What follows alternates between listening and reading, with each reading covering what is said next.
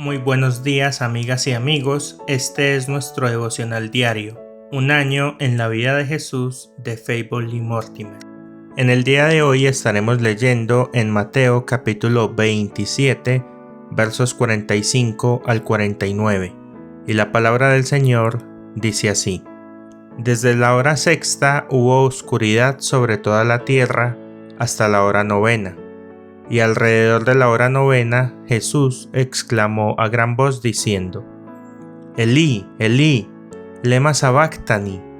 Esto es, Dios mío, ¿por qué me has abandonado?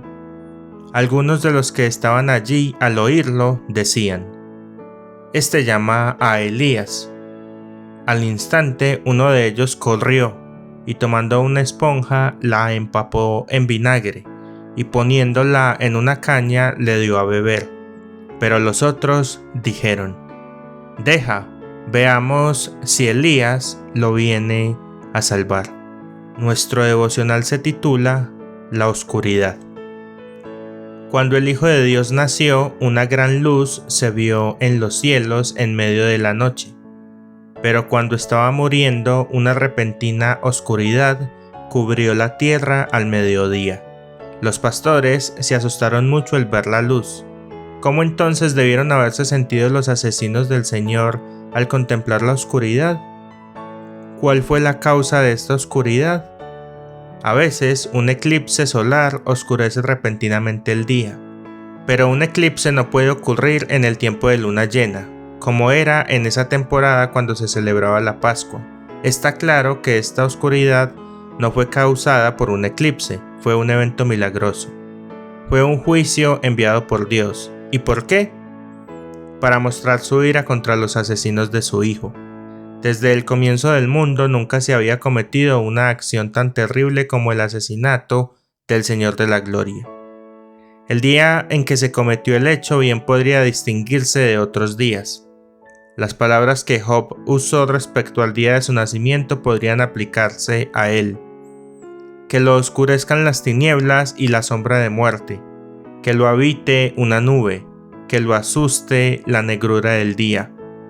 Job capítulo 3, verso 5.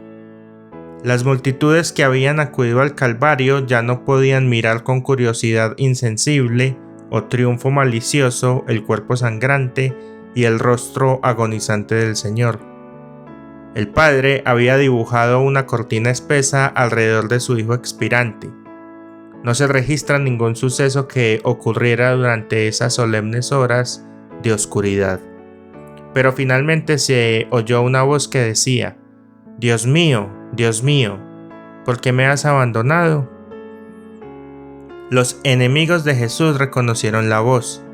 Sabían que no era el grito de uno de los malhechores moribundos lo que escuchaban, pero se conmovieron por la angustia de esos tonos. No, se burlaron como antes. Confundiendo la palabra Elí, que significa Dios, con el nombre de Elías, gritaron: Veamos si Elías vendrá a salvarlo. Las 3 horas de oscuridad no habían cambiado sus corazones malvados. Mientras el hijo disfrutaba de la presencia de su padre, podía soportar los insultos de los hombres sin una queja. Pero cuando ese rostro, que siempre había brillado sobre él, se ocultó a su vista, entonces emitió un grito angustioso. Otras penas le eran familiares desde su cuna, pero esta era una prueba nueva y extraña. De él se escribió que está en el seno del Padre. Qué cercanía de comunión, qué profundidad de amor se implican en esa expresión. Nada podría haber interrumpido esta comunión o embotado el sentido de este amor, excepto el pecado. Nuestros pecados fueron la nube que por un momento ocultó el rostro del Padre a su único Hijo amado.